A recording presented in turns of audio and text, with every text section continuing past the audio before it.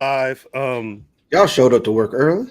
I hope the chat shows up to work early. I mean, I'm gonna give y'all a little bit of time to file in. Yeah, now it's 5 more minutes till the shift start. Now you going look.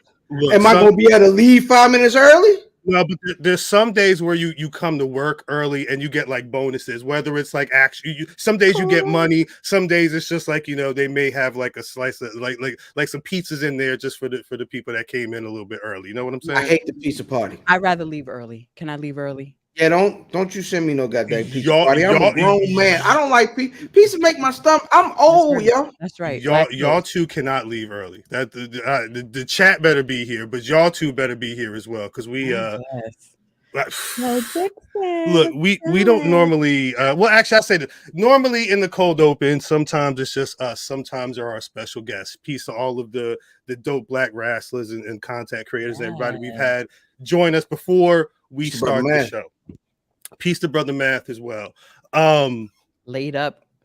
Now he's about to enjoy your time. This week we have got a very, very, very special guest. Again, no CP time tonight, but peace to that squad over there. This weekend, God, this is crazy to even get into this. This weekend, Sunday, live on Peacock, NXT is having another Great American Bash. Mm-hmm. On that card is one brother that we have been tracking for a minute. And when I say a minute, it's the last like 2-3 years, the last just about year, if you want to go calendar to calendar, has been amazing for this brother. He's not only a 2-time NXT World Tag Team Champion, but he is currently he does not have the title, but he holds the record for being longest reigning NXT North American champion. There's no cap in my rap when I say I am happy to introduce Wes Lee to the Black Rasslin Podcast. Y'all store your let me get some applause out here or something. Hold on. Let me hit the applause for Wesley. What an intro. Thank you. Wes, we got to come correct when That's right. the man is in the building now. But before we get into a real conversation, I wonder how are you doing today? How are things going? I'm doing well.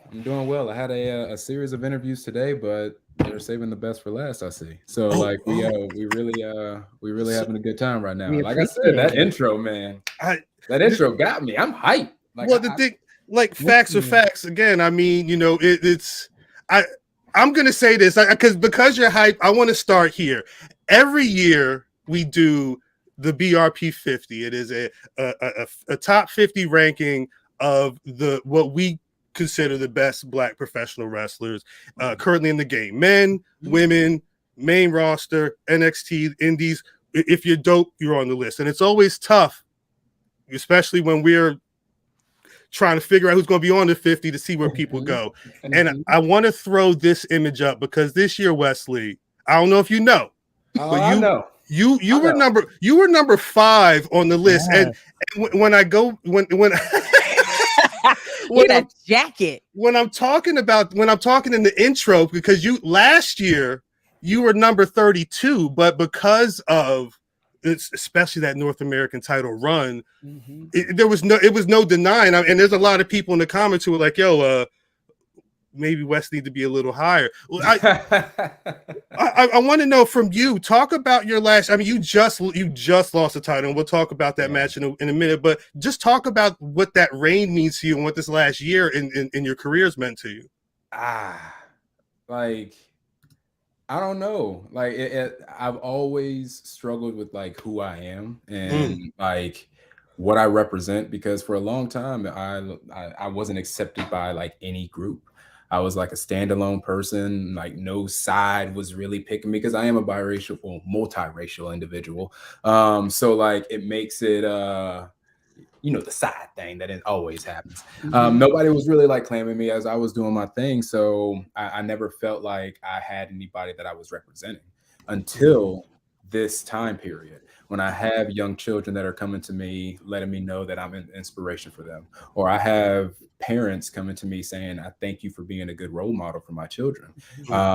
And that's something that I've never really felt before. until this time period that I'm in right now. So it's special. It's definitely special because I felt like this is a calling for me, is to be like a walking testimony of just being yourself. And no matter what you like, I mean, like, as you see, well, I moved the wrong way. We got Power Rangers right over here, but at the exact same time, I got a bunch of sneakers over here. So like, it's the mixture of a bunch of different things. You got the video games over here, but then at the exact same time, I got my cat's litter box. So like, you get a whole bunch of different sides that kind of make up who I am. And like, when you are trying to discover who you are and get that connection with fans and things like that, it's very enlightening when you have to take that deep dive into yourself. Well, I will say, as a parent, seeing you, connecting with you, like, it's instantaneous that we accept you. You know what I mean? One, two, it's really incredible to see you encompassing like everything: the video games, the nerd culture, the sneaker culture, the wrestling culture, which, you know, if you have friends that are not wrestling fans, you know, they're like, you know, they use the F word, right? So to see more of people that look like us embrace the culture, it's really empowering. And as a parent, I thank you for that. Oh, you're very welcome. It's an honor to be able to do it, and I'm having fun. Like, that's the major thing, is that I'm having fun. See it doing. Oh, thank you. You was having fun when Dominik Mysterio took that title. Oof. I'm asking. All right, so I'm asking. how are you gonna like have such hot fire at the beginning of the show? Because that's what you just come. Wait. Like, the following question. You said hot fire. Nah, because I listened back. I listened back to that crowd, because they did not like Mr. Dirty Dom in that match. But I want, like, again, we talk. Have little kids come up to you, be like, what's going, like, you know, you're going to get that title back, right? Like, I'm a seat grab. Every single person has told me once I came in, like, across them, like, you need to get your championship back. Like, it doesn't even look right in his hands, on his shoulder, around his waist. Like, he could be. It just doesn't look good in his presence. Like, it needs to be back. And I'm just waiting for Sunday. I'm really waiting for Sunday. So my question, though, right, is it's Dirty Dom, right? Dirty. How far are you willing to go to get? Because it is not regular rules no more. Right. Yeah. Right. He took what you used to have. You got to do something different to get it. What is your plan? See, the thing is, not everybody understands what I'm willing to do to keep my championship. They blindsided me the last time. That's how they captured it. I was knocked out. I could not do anything. I'm conscious right now. I'm going to be standing toe to toe with him. And if anybody else is in my way, I'm getting through them to my championship. I'm telling you, they are going to have to carry me from the ring. If I do not walk out with my championship, they are going to have to carry me out of that ring. Damn. Listen. Well, the thing is, there's a real interesting dynamic here, because Rey Mysterio is one of your influences. Yeah. You talk about the 97 Halloween Havoc match. Yes. Rey and Eddie Guerrero. I mean, we just recently saw that reference at Mania. There's a lot of times where, you know, these great things come up. But did you ever in your life feel like you were actually going to be standing toe to toe with one of your influences' son, especially this version of this, what the people call Dirty Man? Nah. Like, I thought that I had reached like the highest level of being around this man, or in being in the presence of him, like by like crossing him on a show or seeing him in passing. Like, I've shared a locker room with him. Luckily, I've been able to like sit down and have chit chats with Rey Mysterio. But now I've also been able to meet Dominik at an early stage. I met him before he was Dirty Dom. I met him before he got into the industry, before he got into this business and really started to like cut his teeth. I've known him since then.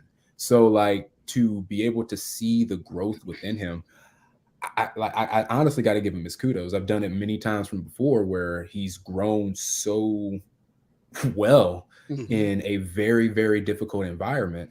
I got to tip my hat to the man. Don't like what he's doing in order to be on top in his way, but I got to tip my hat to him. Yeah, man.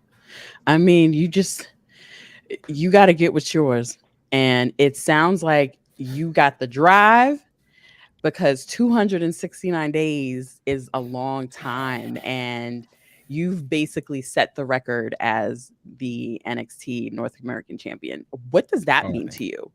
Like, you're a record holder. Facts. It's mad dope. Like, it's cool. I can't even front. I'm not even gonna lie. Like, it's dope. I honestly did not think that it would get to this level. I had no idea how long I was gonna hold this championship. The moment that I had like Dijak standing across the ring from me, like this mountain of a man I'm gonna have to contest against, like walked out with that. Like Von Wagner. I've had matches with Sanga before I became a North American champion. So like I have been fighting against guys that are that are complete opposites of what I am. And it's like you said, my drive, my determination, and the fact that I will not lose this unless you take me out. And it's very difficult to do that. They got lucky the last time because they had the numbers game. Now I'm prepared for it. Run it back. Dang. You also got it because Mustafa is still lurking as well. That's the other piece of the puzzle that not only makes like seeing this interplay with y'all recently on TV is dope. Not just because I know you and Dom have this beef right now, but the fact that we're getting a triple threat with the three of y'all right now. How are you preparing? Because right now Dom is sitting pretty. Not only does he have a squad, but you know, it's y'all really gotta take him out. I mean, I plan on smacking Mustafa in the mouth as well. He's definitely earned that. I've seen everything that he's done the entire time that he's made his debut in NXT. Like he's not been I would say the best friend that you can have. Like he's been very manipulative. He's been very deceptive, and that's not the kind of thing that I like to have with somebody that's in my circle. So in regards to like whether or not I trust him, I don't. And at the exact same time, I know exactly what he's willing to do in order to get the championship. So even though Dom has an entire squad and he has me fighting as well, he's willing to put it to the Judgment Day as well. Damn, it's crazy time. So, Great American Bash, legendary. I guess you call premium live event. Used to be pay-per-view back in the day. What do you recall of the history of the Great American Bash from past and its importance in pro wrestling in general? Great American Bash was, I'll be honest, it wasn't one of my favorite pay-per-views growing up. It really wasn't. I was like I was a Bash at the Beach. Again, Halloween Havoc, right? Like, things like that. Around big WCW guy. Yeah, that's what I was growing up. So like, it took some time for me to like really get back on the history on that. So I'll be honest with you, I don't really have core memories of the Great American Bash. Damn. I mean, I've got my own history of the Great American Bash. Like, I've done some things. I've done some things as well, but yeah, those are my personal like memories of the Great American Bash. I feel like that's kind of. I mean, there's only so much time in the world, and you know you can't. When you doing the wrestling, you can't watch all the wrestling. I mean, look, I have a big head, but I cannot store all that information in here. Like it's just too much. Like, geez, Wesley. I got dreads to try to make it look like my head's a little bit smaller. Wesley. Smoke and mirrors, but I got a lot of thoughts up in this. Wait, one question. We were trying to figure something out, and I'm glad earlier you pointed out those sneakers back there. What's your? I've seen you in the ring with Jordans on before, but I don't know. Like, are you a sneaker? Would you consider yourself a sneakerhead? You've been a fan of sneakers for a minute. We'll talk about it. I won't say that I'm a sneakerhead per se, but there are certain kinds of shoes that I prefer to have on my feet. As I look over here, this is oddly enough some of the Jordans that I have. I got a couple of 6 rings at the top row right there. Got some white and blue T-Max, the T-Mac 2s, and then also the blue and blacks. Got some Damian Lillards. I'm a big Air Max fan though. I really like Air Max. What number? 97s and 95s. Okay. I gotta go with those. Okay. But top shoe number 1. I mean, I don't even know if you see that right here. Can you see the Q? Then you know exactly who it is.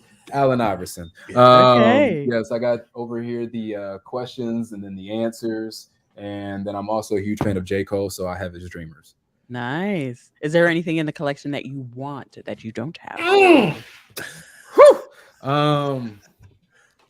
See, the issue is I have wide feet, so there's a lot of shoes that look good, right?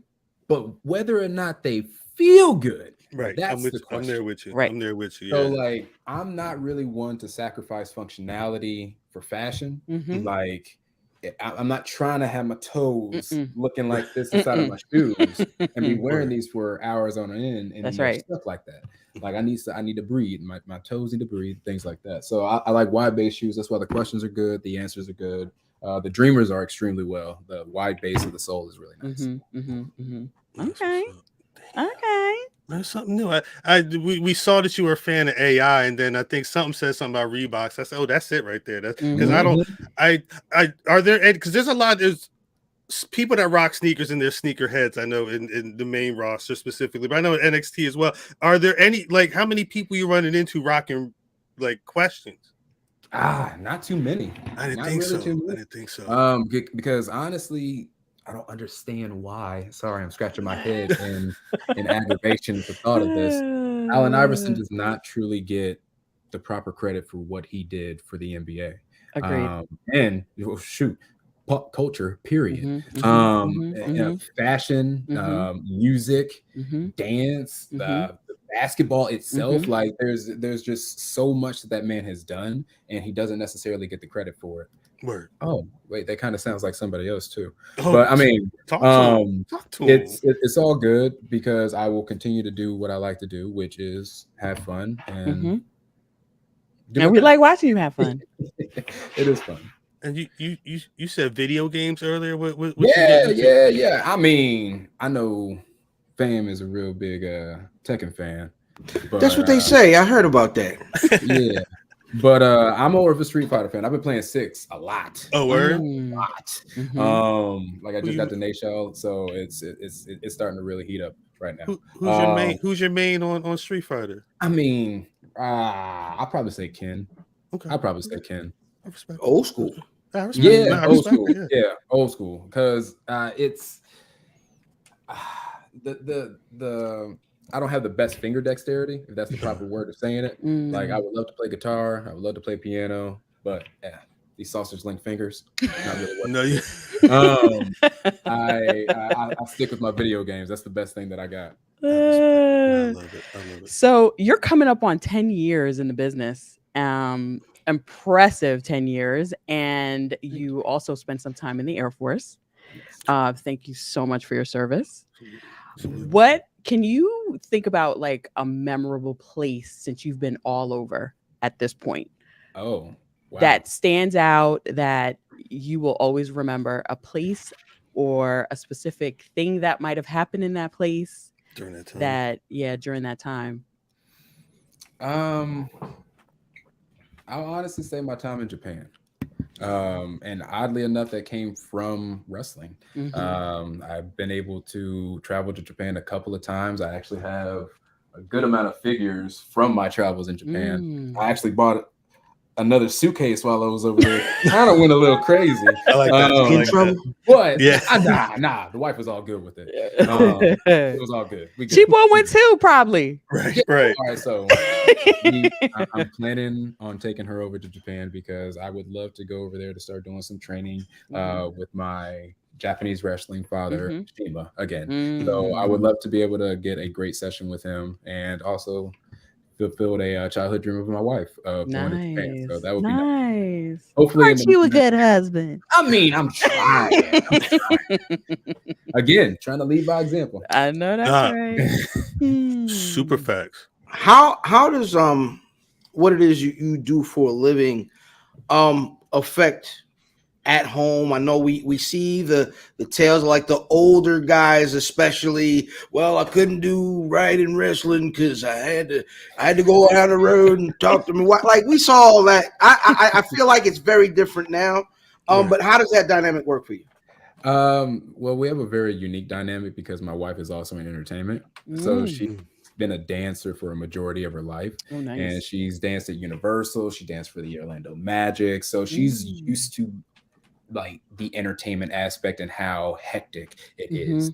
She's understanding of being on the road and not being able to respond to messages at times or phone calls. But she 100% holds it down. She is my rock. She keeps me going. Like I got to give my wife kudos 100% for doing her thing to a very high level. Very high level. You need Love that. it. Good answer. Yeah. Like, now, I'll be honest with you. Like a lot of people like are desperate and searching for love. Like just be you. That's right. And chill. That's like right. the less that you try to seek it, the more it's going to end up finding you. Just relax. Find yourself, because the best version of yourself is waiting for the best version of your soulmate. So you should be trying to that. Love 101 by Wesley. I wasn't ready for Wes Lee bars about love. I mean, that's amazing though. Again, it's now you get me talking about my wife. I get in a very inspirational mode. Love it. That's a beautiful thing. That's a beautiful thing. You were talking about leading by example, or be the change you want to see in the world, and I think you're in an interesting place right now, literally in NXT, because you've got Booker T, who you've mentioned has been somebody that you coming up, somebody you've watched as well, especially if you're a WCW head. But now he's in a you're in a totally different role. He's in a totally different role. Do you get like one-on-one time with Booker T? And if so, what are those conversations like? Booker's busy. Booker bounces around a lot. Booked and busy. Booker handles a lot of stuff, because not only does he do the broadcast, the commentary, he still handles his school back at home. So like he's always constantly handling something. So when Book has time to be relaxed and chill, I let Book relax and chill. Yeah. But when he's out and about and he's able to have conversations and things like that, I always like to chop it up with him as much as I can and like just remind him, thank you. Like a lot of people don't do a good job of giving people their roses while they're still here. So Amen. he was an inspiration to me growing up and still is. Like I still watch his stuff and find little nuances that he had that kind of make something just pop a little bit more, and I try to add that kind of stuff to mine. So like, yeah, I always give people their roses when they're still here, because they can't really appreciate them when they're gone. That's right. That's right. Is there I'll go fan. You're at a really like unique place where there are multiple learning trees where you are, right? As far as OGs, but you've got 10 years in plus. Are you at a point where some folks are coming to you and being like, yo, did you watch my match? Can you tell me, how that was? And how is that for you, kind of being in the middle? it's weird. It's really weird. Because I'm still learning myself. Like, even though they say 10 years you become a master of your craft, but like there was a little bit of breaks in between there. So I didn't get like a full 10 years straight of like honing my craft. So I'm still learning a lot. Like I'm learning how to carry myself as a stronger individual, because granted, I'm now getting the confidence to start doing that. And but at the same time, there's a way of doing that to the proper way. And I'm learning those things, and like I'm finding more little tricks of like grappling things that I've never had in my training and stuff like that. So like it's odd to have like newer guys and girls come up to me like, hey, help me. And I'm like, I'm screaming the same thing. But it's nice to be able to pass along the knowledge that I do have, so that it can like help them. I don't want to say cut corners, but like be able to get through certain obstacles a lot faster without having to like struggle to find the outcome. So like that's great. It's like it's really, really nice to see like light bulbs go off when we train, or seeing somebody's excitement once they actually do something that they've been really trying to do. It's a beautiful thing. It really is. I love it.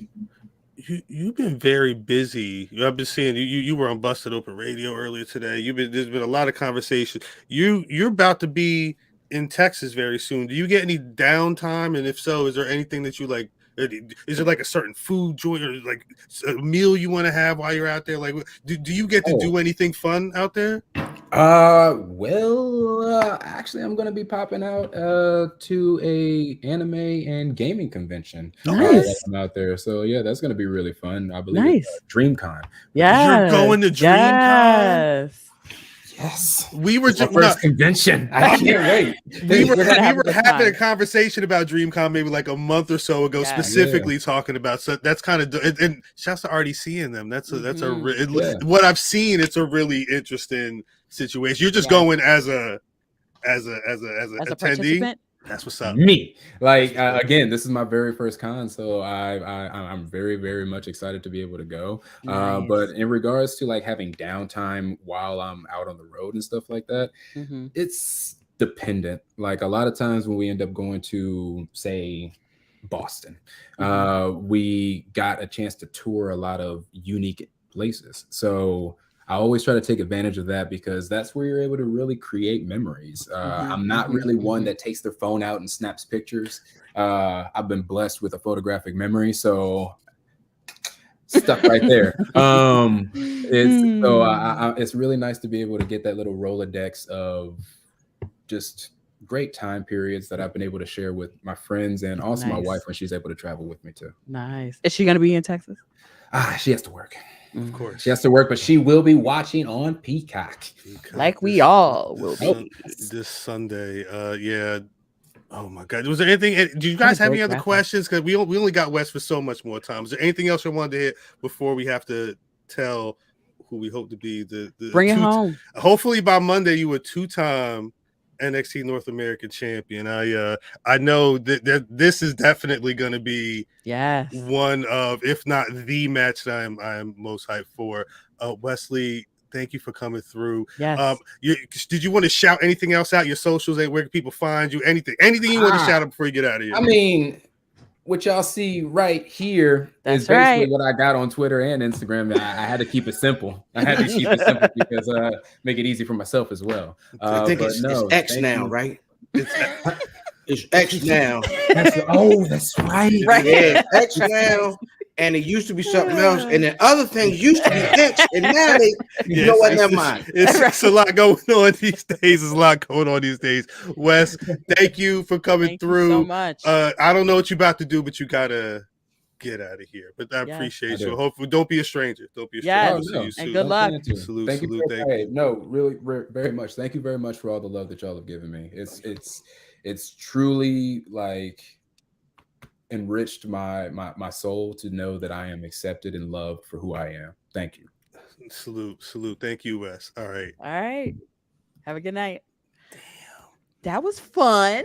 That was fun. That was a lot of fun. That was a lot. I will say, I'm gotta take I'm not supposed to be up here. I'm not supposed to be up here at all.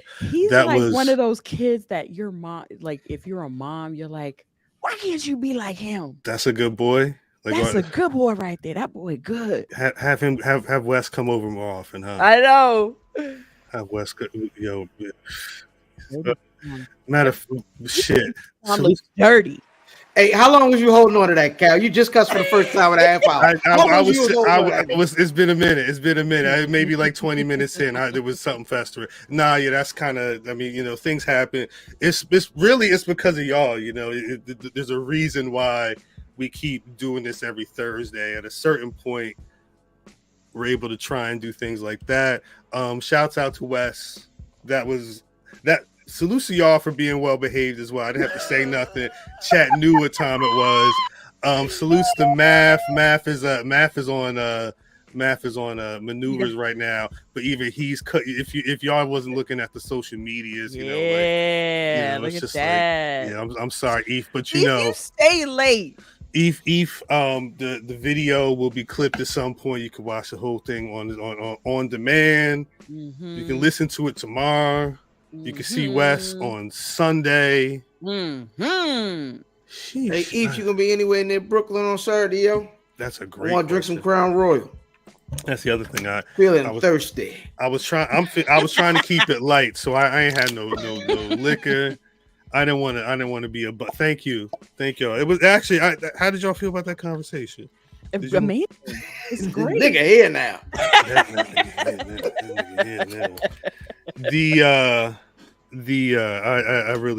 going to DreamCon. I was genuinely surprised when he said that. I told you. The serendipity. Yo, we was just having that conversation. We were just talking that talk. But yeah.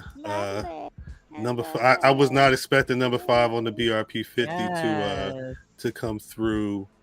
Sound like you want to kick some ass on Sunday. He better. He better. The thing I wonder, yo. Here's the thing. I wonder if there's a possibility if he don't win, is he on the way to that other thing?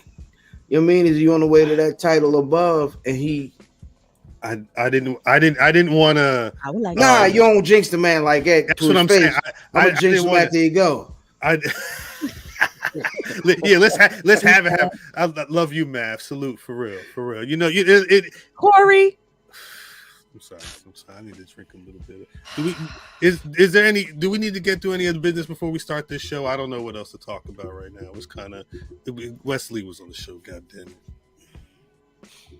it. We didn't cuss. We didn't cuss. I cussed 7 times. Y'all just ain't catch it. Nah. We didn't. There were times where I was laughing and Fam had a straight face, and he said, "What did Wes say?" Wes said something.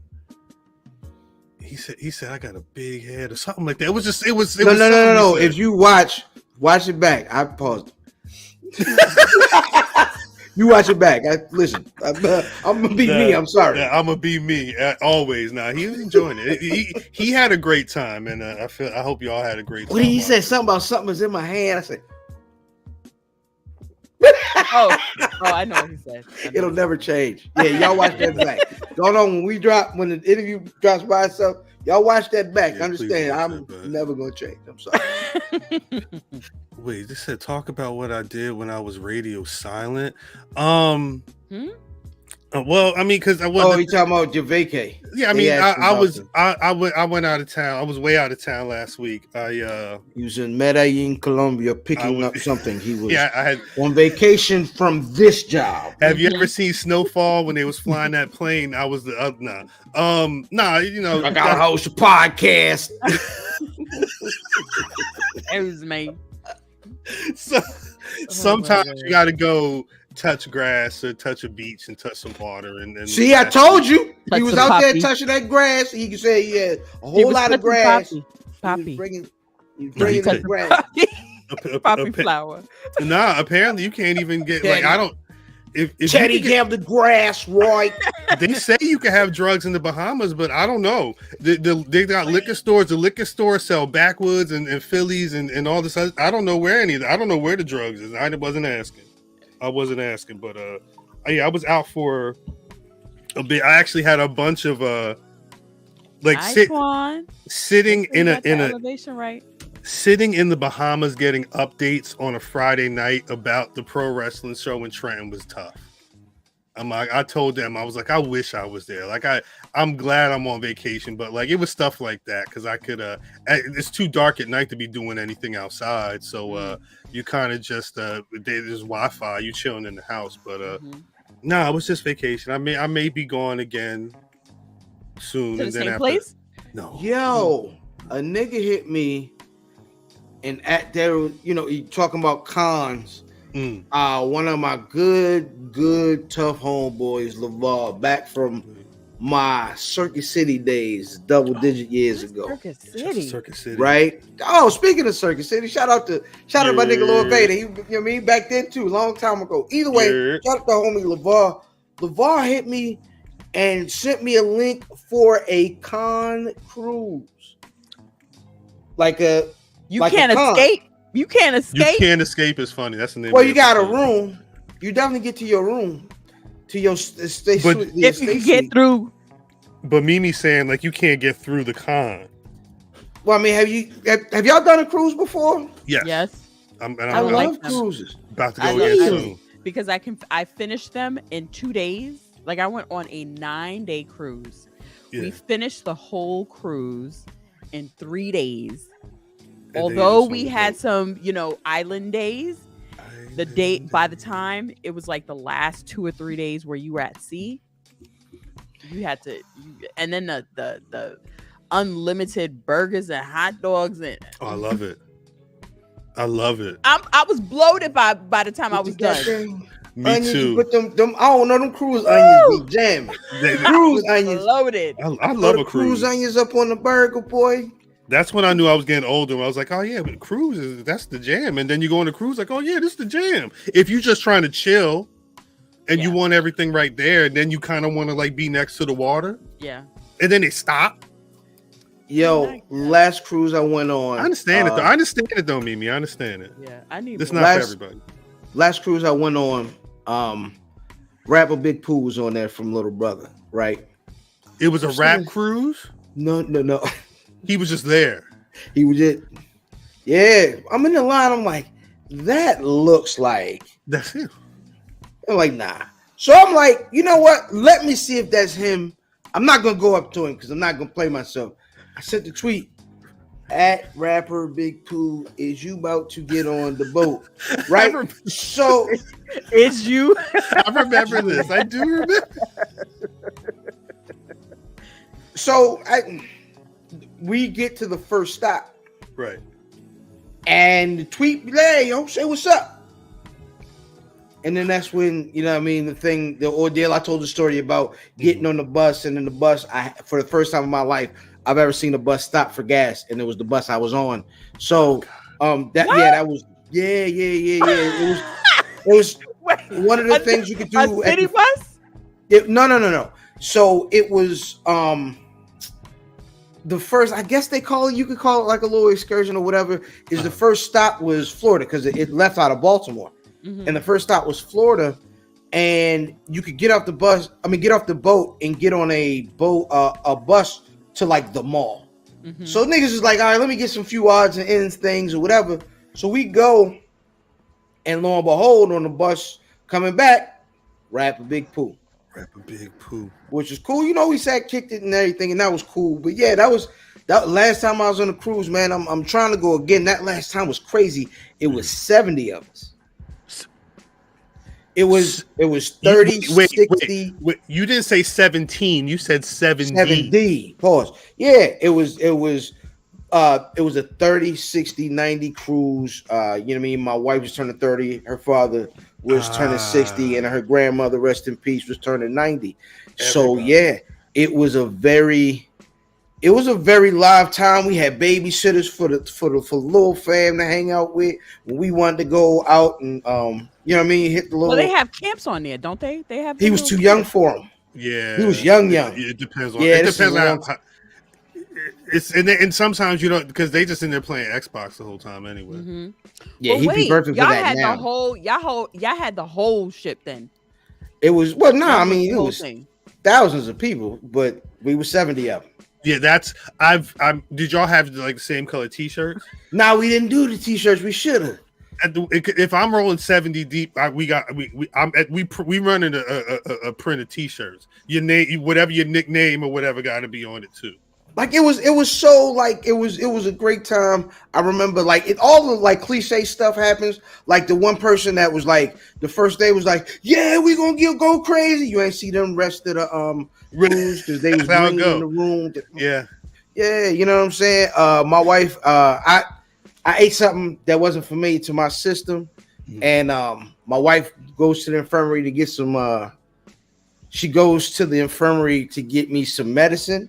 Bless her heart, and ended up getting me locked in the room for 72 hours. What happened? Because when they say, "Oh, his stomach is messed up," he can't leave the room, and we will not be sending any food to that room. So toast and ginger ale is all you can get. Do not leave the room. It wasn't 72 hours. It was 24 hours. But toast and ginger ale is nuts, though. Yeah, it was whack. I just had a bad stomach for. I ate some duck pate. I was trying stuff. Oh yeah, see that's the problem at the dinner because dinner they'd be like, oh yeah, here's what you can use some appetizers. You want a salad? Here's your entree. And do you want to try some alligator nuggets? Mm-mm. Do you want now we gotta go back. Shark soup? Because you know I don't forget nothing. What? So you wanted to try the duck pate. Here she go. Yeah. But you had to wait till everybody ate at the table before you ate my oxtail. Oh, no. That had nothing to do why I got up last. I got up last because I don't like people waiting for me because I move slow. BRP Cruise, we need the drink package. Tell me anything. Nigga, BRP Cruise, we are the drink package. Dang it. Toast and ginger ale is good too. The one thing that did I had a good time when I was on Radio Silence. What'd you eat? Like what was the one thing that you ate and you're like conch? Oh yeah, that's you had conch. This is the third time we've been out there, and it's a small island, but the island's like it's predominantly like a fisherman's community. Yes. Like they have a whole like festival for the end of the season and stuff like that for the fishermen specifically. Yes. But the first time I went down there and I was like, heck, every restaurant they got conch. So I said, I've never had it before, and you can get conch burgers and fritters and soups, and I was trying everything. And anytime I go sit down, give me a conch burger. Give me some whatever. Like, yeah, that was the main thing. But it was I was aside from all the travel that I had to do, it was like I had a hat. Mm-hmm. I'm so pissed about losing this hat. Spoiler alert, I lost this hat. Oh, you got it? I bought a different hat. Mm-hmm. It was a black Nets hat. Mm-hmm. I wore it once on something that's not put out yet. It was a black trucker with a Nets logo, like the circle old one from like the late 80s. We didn't roll deep, but it was a number. It was maybe like it was about 6-7 of us, and one of us is Baby Grand, and Baby Grand's on my hip, rolling through TSA, and this is what happened. Put your stuff up. I gotta watch her. I gotta watch my stuff. All my shit come through. I'm putting stuff away. Blah blah blah blah. We in Orlando Airport. Got everything. At Orlando Airport, you got to take the monorail from the TSA to the gates. I'm on the monorail. Before we got on the monorail, I'm like, shit, I left my hat in my hat. I ain't got my hat. Right. Ding. I'm like it's that hat is whoever got that hat. I think it's lost in the John where they read. Oh whatever. My God. But I always take my hat off, and so I guess I don't know if I'm supposed to be taking my hat off or not. But I was so pissed about that hat that I had to buy I really wanted that hat. It was the only trucker hat I brought. I brought nothing but buckets. I was just trying to keep my head cool.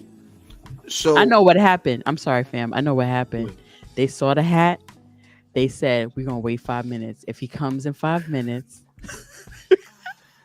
we're going to give him his hat. And if I was already over it. I said, you know what? Fuck it.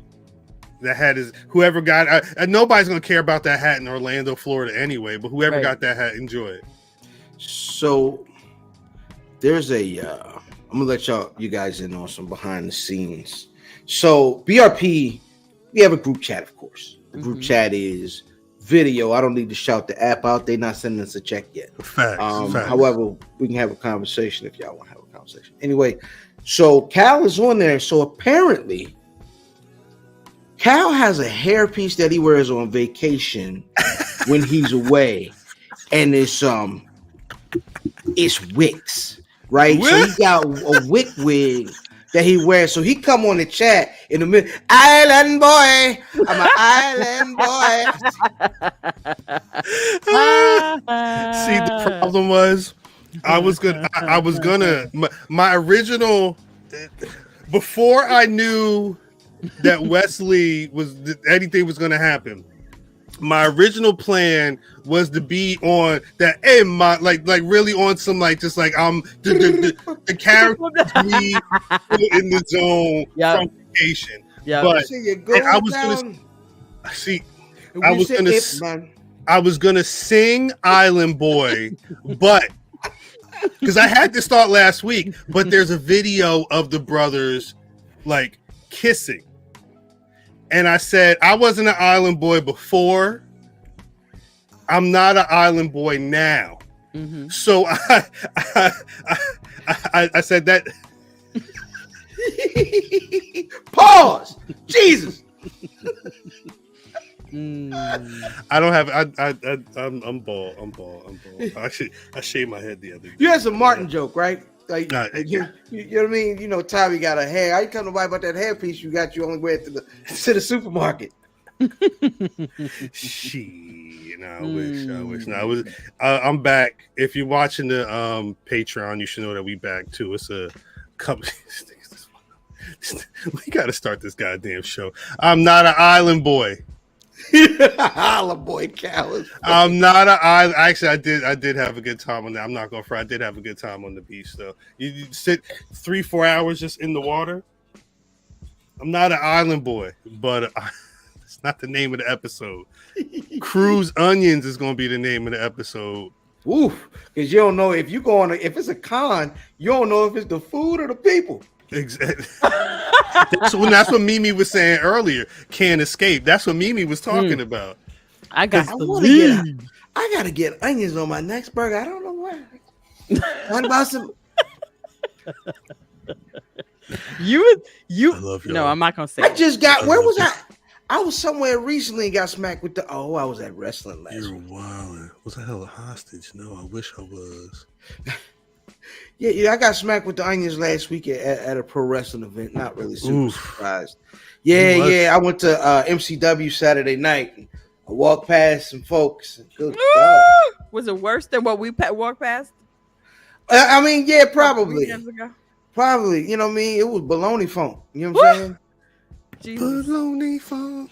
That's what it is. Gotta get in. No, get into Gotta wash up for you. Baloney funk is ridiculous. Y'all better not be smelling like that. That's the only because it's too hot. Again, we're in a heat wave right now. Jesus. Lord. Take care of yourselves for real. Jesus, Lord.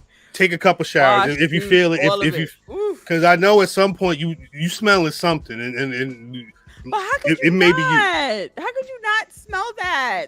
All right. Just the opposite side of the the spectrum. I wear a bunch of colognes, right?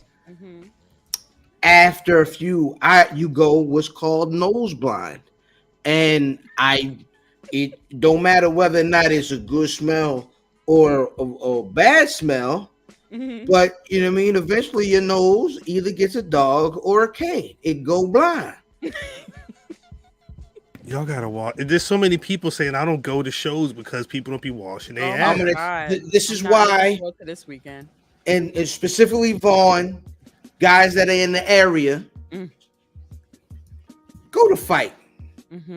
Because Fight is us. You understand what I'm saying? So ain't no baloney funk at Fight. Right. You know what I'm saying? It was a nice, man. Look, I took the family out there. Everybody, you know what I'm saying? It was a good time. You know what I'm saying? They had a full bar. The bar had Crown Royal. It was a great time, man. I you know what I'm saying? They were so hospitable. They shouted us out during the event, which was really cool. See, that's what I'm talking about. When you go to events and you get you and they be like, people cheers. show you love. Yes, Cheers. Doc. Thank you, Doc, for BlurCon again. Just so hospitable. Facts. Yeah. Funky Wrestling Federation. Nah, Well, for real. The one thing that's always weird is being cool with the bad guy. So he just spent 3 hours being dastardly, and then at the end of the night, be like, "Man, you have a beautiful family. Thanks for all your support." Right. That's awesome. I love him. That was my very first pro wrestling experience. Like with someone with a quote unquote superstar. It was Miz, right? And it sucked because Miz was such a nice guy. Why did it suck? Because I didn't want to meet no goddamn nice guy. I wanted to meet the Miz. He wants the guy that's on TV. Oh. Yeah, I don't want to get I don't know. I don't want to know Mike. F Mike. Who is that? Yeah, the nigga from the real world. I would look for the nigga. I want the Miz. I want to see the You don't want Cora's old boyfriend? Cora's boy. Shout out to Cora. I'm trying. That was the last season of Real World I watched. I think that was before Ruthie and Tech Money and them. No, that was Ruthie was like 6. Busy. Ruthie was. Shout out to Ruthie. They got herself together, I think. Ruthie was because Ruthie walked into the show like, y'all not messing with. We going out. Y'all not messing with me. I only knew because she was. I think she went to Rutgers, and because like the one New Jersey paper that came, they would always write about. I knew everything about Ruthie before that show came on. Coral is everything. That's what they say. Coral looked like she could. Didn't she do like? She yoked him up and then dated him. Hey, that's how it goes. Sometimes, I mean, it depends. Sometimes it start with the yoke. Sometimes y'all start dating and then you be like, yoke me. You know what I mean? It depends on the yoke me is crazy. You know what I mean? Yoke me is crazy. I wish I could play the video, but I can't do anything that's gonna not tonight. Not tonight. Maybe on the Patreon. Pay the 1, pay the 10, patreon.com/Black Rasslin. I think we need to get this show started for real, because there's a pay-per-view this weekend, there's a pay-per-view the other day, and outside of that, I'm saluting. So yeah, let's get this show popping. Salute to the chat. Greetings, wrestling fans, and welcome to another action-packed card of All-Star Wrestling.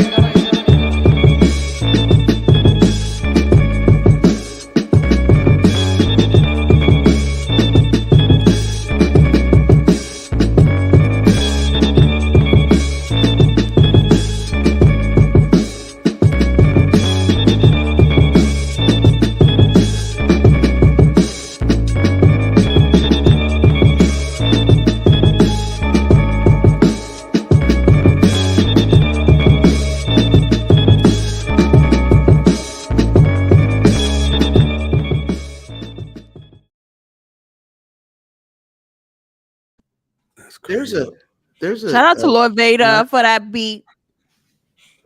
Yo, there's a shot during that intro with me and Cal in the car looking like old versions of goddamn John Morant and his homeboy in the car.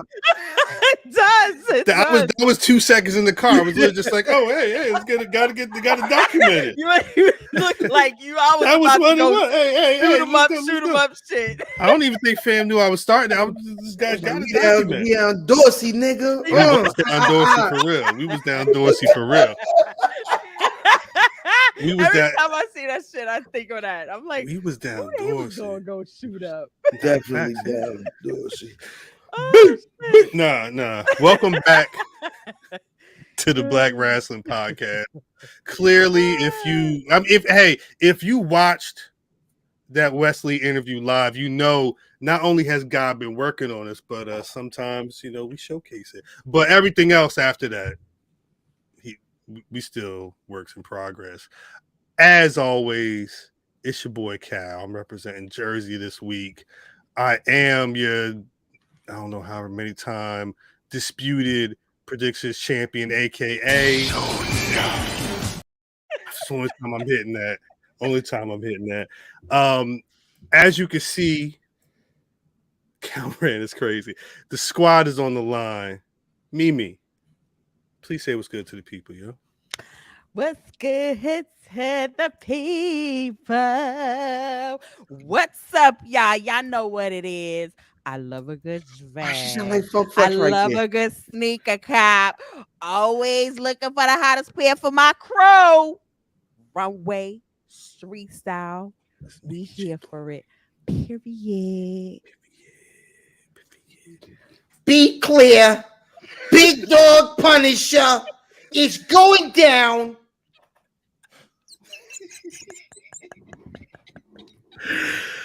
Oh man. Hey man, fam, 790 your social media choice, aka Cedric the Entertainer, because that is me spelling like that. Today it is Versace, today it is the blue, and today I spell better than you. That's what's up. And again, shouts to Math. Math was around. Hopefully Math I not love you, around. bottles. Get you some do your thing. I don't even know what's going on, but do your thing. He got his feet, his toes in the sand. Good. Wiggling them. Wiggling. Yeah. It's a beautiful it's an amazing feeling, I'll tell you that much. It's just you have to just take a half a day and just put your feet in the sand once. I've told my view on the sand, right? You don't like the sand? No, I don't like the sand either. Oh, I hate it. I go to the pool. It just gets everywhere. That I was watching. I don't know what the sand from 3 trips later. 2 Chainz talking to his son online, and his son said, "I don't like the sand. It get up in your butt." Yeah, it does. It does. Y'all ever get in the shower? No, and you got the grit all over. Last week. Last week, I was in the shower. Like, what is going on? God damn! Well, I was just in the water. Nah, it happens, but better than you. Damn. But you talk about Corey. Talking about the Miz. Oh. That's a shame. That's a damn shame. Again, salutes to Wes Lee. Yes. I wanted, before we got into whatever else we're going to talk about this week, I did it this Sunday. It is NXT Great American Bash, July 30th. It is streaming on Peacock. I think that may be my match of the night. Yes. Yes. I like that Gable Steveson, Baron Corbin. There you go. That happened. Just trying to help you out, Corey. But I think there's no the way that the NXT craves. Hey Tay, it's a number of love, Tay this week. You get all your bars off this week. Anything you want to say? Watching. Hey, I'm gonna be in Brooklyn this weekend.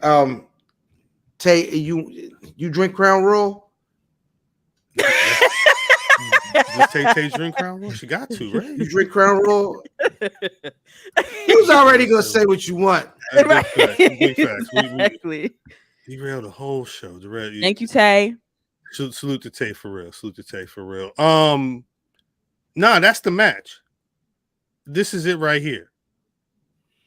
She don't drink. Damn, that's terrible. I may have to get some crown for this match, for real, for real.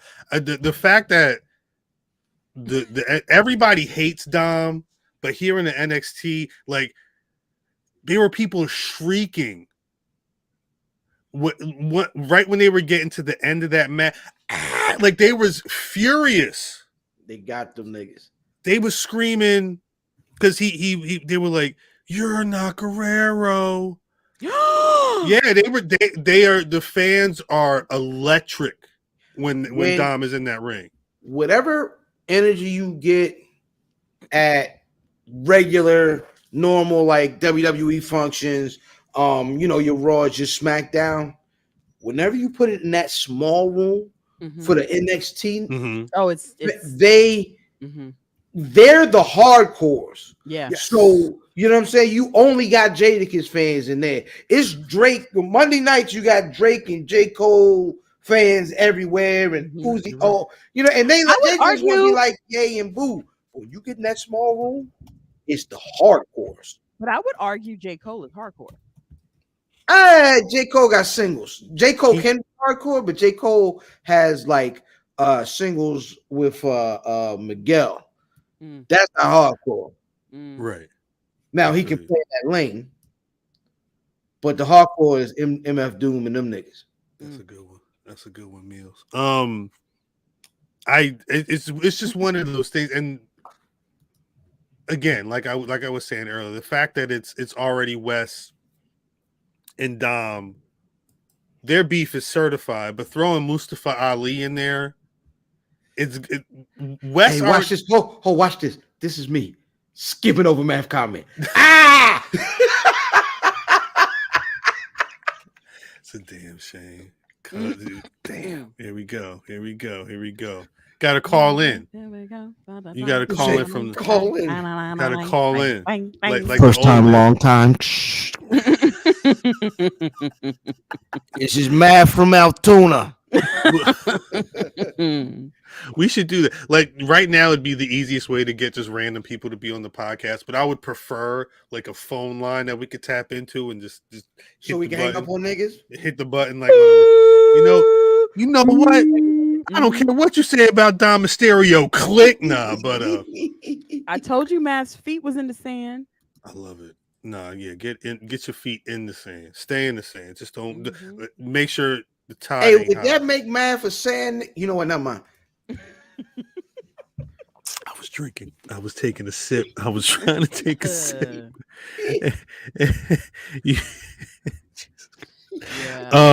The booze that he gets. Yes, it's amazing. I mean, because sometimes at Monday Night Raw, like I'll be cleaning up the kitchen, so it'll be like background noise. Right. Them boos be like on my neck. Right. That's how like those boos are coming from the gut. They made it a thing, but it's kind of genius though. No, they was perfect. Whoever they figured out to make it like a chant. It's basically his chant is boos. No, right. No, but what I'm saying is, the genius part is yes, some people hate him. Well, there's people that hate him, and like I said earlier, there are people. He's doing Guerrero stuff like you're not Guerrero. There's a lot of people who feel like he should have been there. They're kind of killing two birds with one stone. You're making this guy who a lot of people didn't think was going to be the star, like one of the most undeniable attractions on their programming across all the shows, while you're allowing him to go to NXT and have banger matches on TV with Wes Lee and all these other people. Then people hate him, but right now the best thing for him is to be getting in these matches with these Mustafa Ali's and these Wes Lees and whoever they got for him on this level, and let that man cook. Well, that's what they should have done. They should have done it. They tried to give him the fast pass, and they should have done it. He should have started at NXT, because I feel like that's the level he's at. Honestly, promo wise, like all of that, that's the level he's at. He should not, in my opinion, like I feel like, because at first I was an advocate, like, oh my God, he's doing so great. This is amazing. And then we come into live. I was legitimately saying that, only because it was in a Thunderdome. It was in the Thunderdome. I wasn't getting a full picture. And he had his dad with him. So now he's in like a main live event, full blown 100% production, and it just looked different to me for some reason. And I was like, what's going on here? Didn't translate. But wait, who's been like? What are would Dominik Mysterio right now be?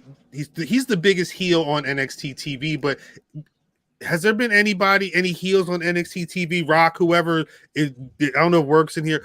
Who's had a bigger reaction as a heel on NXT TV? Corey would know. Yeah, Corey. I would love to hear, because I feel like if Dominik Mysterio should be in NXT, he may need to be going for the NXT main title next, because he would be. There's no heel bigger than him right now, is there? Male. Is there who is it? I don't know. Rock say nobody. Rock is one of them. He's a big NXT guy. Old school Ciampa. Because he probably had the most booking as a heel, like, you know what I'm saying, as far as them putting time in and telling a bunch of stories. But I wouldn't compare him to Ciampa, though. That's the only thing, because I feel like that heat is different from the Ciampa heat. That heat is get him off my TV heat. That's what it feels like. It don't feel like if it don't feel like no heel heat. That don't feel like heel heat to me. But he wears it so well. He got up on before he did that frog splash. He got up on that rope. He said, he said, "Boo!" He knows what he's doing. Like, man knows what he's doing. He has to lean into it. You got to lean into it. You got to lean into it. It's kind of a cheat code right now. Like NXT is dope right now particularly for these types of situations where if you're either trying to rehab or reconfigure a main roster person that may need some more juice, and they're doing a much better job of helping construct some of these characters to work better on the main event or the main roster. So I don't know. That's one of the biggest. The fact that he got the title it's funny to me, but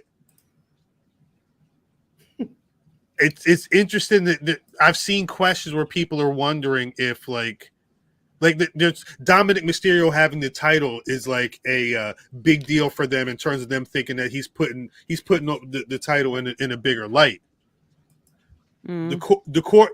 It's funny that they mentioned the Lone Wolf Corbin heat too, because Corbin's another one. Oh, his heat was yes.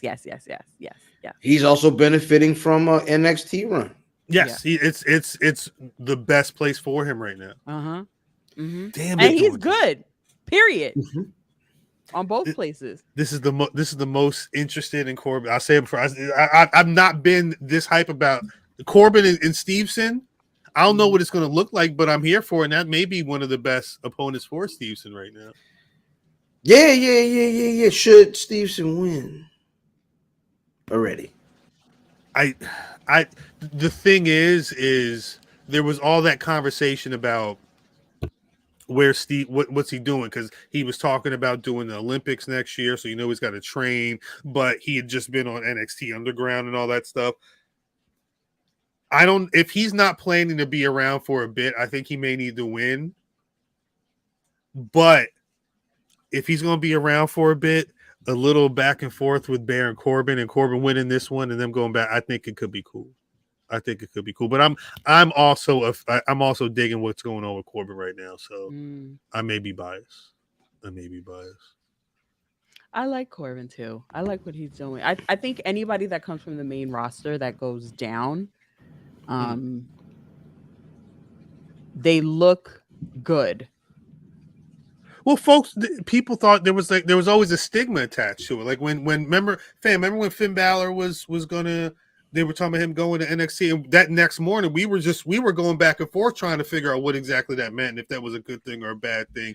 And back a couple years ago, a lot of the conversation was why are they doing that? And now Judgment Day's all over NXT TV, and it's not because we talking about Dom and Wes Lee. Rhea had the whole main event, and that was she put on for that little girl. Mm-hmm. Mm-hmm. I don't Rhea the know, one. that's Rhea the one disrespectful, but- knocked Wesley out. Yeah, with the belt. Title to get the belt. He said, he Hey, a whole hey nap. Wes, we couldn't talk about this while you was on here, but next time you see Rhea, it's don't give her a closed fist. Right. Open fist. No. It's soft. No. Bump into her, you gotta be like, hey, get off. No. Oh, soft. Get away. No. She You hit just- him. He hit No. They already were No. locking eyes in that match. He was in the can't ring have- looking you down like, can't what you have- want? Period. No, that's not how it works. That's not how real life That works. is how it She works. wants that, It'll be a though. mixed match challenge like a mother. I think Rhea Ripley's ready. If you ask Rhea Ripley right now, I wouldn't be surprised if she said, yeah, I'll wrestle a dude tomorrow. Yeah. I think she wants that challenge. Not challenge. I think she wants that experience of being able to beat the shit out of a dude just like she beating the shit out of these women. I'm guessing. They haven't announced the match for her for SummerSlam yet. I feel like it's probably gonna be who she snuffed the other day. Well, Liv. I feel like it might be Liv, right? no. No, you don't think so? I think it's Raquel. Mm. What had happened was I bet you would wrestle Rhea. what had happened was Let's not go that far, Leon. I think Liv returned a little early Mm. because there was it was a shoulder injury or whatever. Mhm. They came back and won the titles, and I think that what the program was, Liv and Raquel are champions, but they're transitioning. They Mhm. gave it to Chelsea and Sonya. That's the team that's got it right now, Mm. with the idea that the beef that Raquel and Liv have been having with Rhea is Mhm. going to translate to the SummerSlam match. She took Liv out, Mhm. and I think Liv's going to be gone for a minute, just like KO. I saw that comment. KO's out too right now, and that should force Raquel to be like, "Yo, tired of your shit. Me and you got to wrestle at the SummerSlams," or whatever the case may be. If it's Liv, I'd be surprised. Mm. What's the would match assume. look like? What's the card look like right now? What we got? We got Let's- I Roman. Roman. I just looked at this the other day. I don't think anything. Currently on the Wikipedia, there's 6 matches for the SummerSlams in Detroit. Cody versus Brock, Seth versus Finn for the World Heavyweight title, the triple threat for the WWE Women's title between Asuka, Charlotte Flair, and Bianca Belair, Ricochet, Logan Paul. Oh, there is 7. Gunther, Drew McIntyre, and they have Ronda Rousey and Shayna Baszler on here. So there's currently 7, including the tribal combat for the undisputed WWE Universal title between Roman Reigns and Jey Uso. There's been there's been talk. Rumor has been that shouldn't be the end of the card. There's more. They're saying that there's supposed to be 9, which would mean there'd be 2 more matches added. Again, which would mean there could be room for Rhea, Raquel, or whoever Rhea should be facing. Right. They would just need to figure out a 9th match. With KO out, this is not going to be a tag team title match, but they could do the women's tag match. They probably should add if the talk is Sonya and Chelsea have the titles and they can do a women's reinvigorating of the tag division, now would be a good time. But that women's tag division is just it's too much, bro. It's just I just feel like I thought that is that official? I don't. Is that official? I'm don't tired. know. I'm kind of tired of that too. I don't know. I need to see something. I feel like the only hot thing right now in the women's division is the triple threat and Rhea now because I was sleeping. Rhea had me sleeping for a minute, and now I'm up.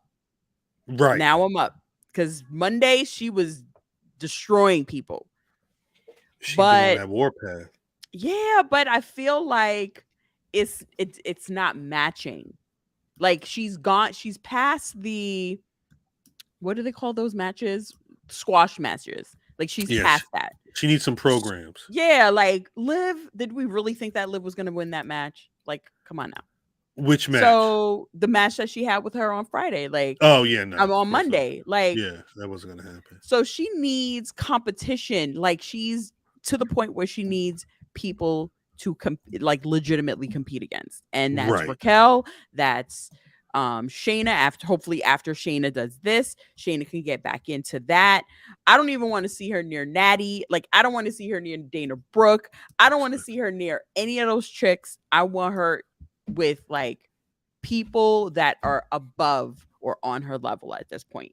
Rhea Ripley. And when it as it pertains to the tag titles, they should just, if it's just doing much better, it seems like they have much more tag teams on NXT.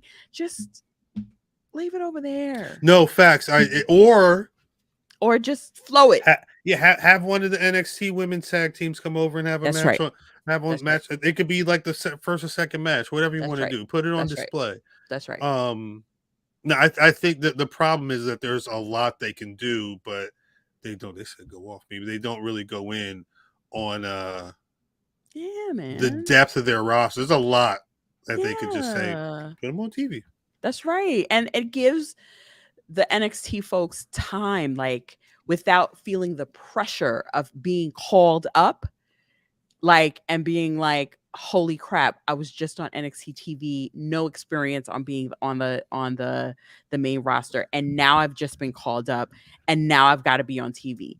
This gives them the comfort to say, okay, I'm going to be on SmackDown. I'm going to have this real quick match. Oh my God, that was such a rush. Now I can go back and come down a little bit and have that healthy balance so that when they fully transfer over to the main roster, it doesn't feel as daunting. You know what I mean? Right. That should be the main point, right? And I think those tag titles would serve that purpose because it feels like you're not committed to one brand. You're committed to the title, but while having like defending them and having that rush of not wanting to lose them and proving yourself, but then you get to go back and be like, okay, I'm home. You know what I mean? Damn. I don't know. Maybe I'm thinking like a mama. No, I think you're right on the money. I think it's U.S. title. What's going on with that? I don't know if they're going to get a match on there. That's because what's Austin Theory's? He still got the belt, right? He still got the. I don't pay attention to that boy. Some people do. What's his program though? His program's kind of just what is it? Around the play. He been wrestling. It's not like he hasn't been wrestling, but I don't know if there's a. Who did he wrestle this week? Don't get me lying. Austin Theory cage match because he's been wrestling. But let's see. Santos. He's had 2 matches with Santos Escobar on live shows. He lost to Santos on SmackDown the other day, last week. He beat Sheamus earlier this month. He beat Ridge Hot. He's just wrestling people. There's no real story. That's telling to all those that said they were invested in him. Well, they were invested in him while they were booking for him, and then when they stopped booking for him, people stopped caring. Yeah, I think people still care about him. I just think the representation doesn't match at all. Like I feel like that title is forgotten. Do they care about him more than people care about LA Knight? I think equally people care about Austin. He has a lot of fans. More than LA Knight? I think they're equal, in my opinion. I didn't realize how many people like LA Knight because LA Knight's got an army. Yeah. LA Knight's got probably the most organic following right now. The niggas just rocking with him. He's supposed to be a bad guy. Why do you think that is, fam? What is it about LA Knight? So just listening to people talk about him, they say the nigga really pays attention to like his character. He's been doing the thing since NXT, like since the Performance Center. Like he's his character is very intentional, and he cares about the little stuff. And everybody that cares about the little stuff seems to be able to get people to care. And care is the currency, right? Mhm. He gives me Rock vibes. That's the scouting report. He very much gives me. When I saw him come out the other day, I was like, okay, a mixture between The Rock and Steve Austin a little bit. That's a heck of a combination. An undeniable Kavorka. What's a Gesundheit. Kavorka? What's a Kavorka? L'chaim. It means the lure of the animal was described as Dr. Kevorkian? I remember him. Kavorka. I'm not familiar. You don't want that kind of help. Is that that's a Seinfeld reference? Seinfeld is one of those shows I've never really got into. I never got into. I watched one episode of Seinfeld, the last one. I like Wale mixtapes about Seinfeld better than I like Seinfeld. Dr. Kevorkian is crazy. There was don't do it. It may happen. It may whatever. Kevorkian, yo. I finally got to watch it's just the match. To help people do what they want to do. Which match? You really hook people up to a machine. I'm sorry, that's too dark. This one. I couldn't be there in spirit. That was a great one. But that's gotta suck. I'm sorry, Cal. I ain't gonna lie to you. I feel your pain, brother. I watched it. It's again, patreon.com/Black Rasslin. You can pay the 1, pay the 10 to watch me kind of, what do they say, verklempt a little bit about the Athena-Willow III.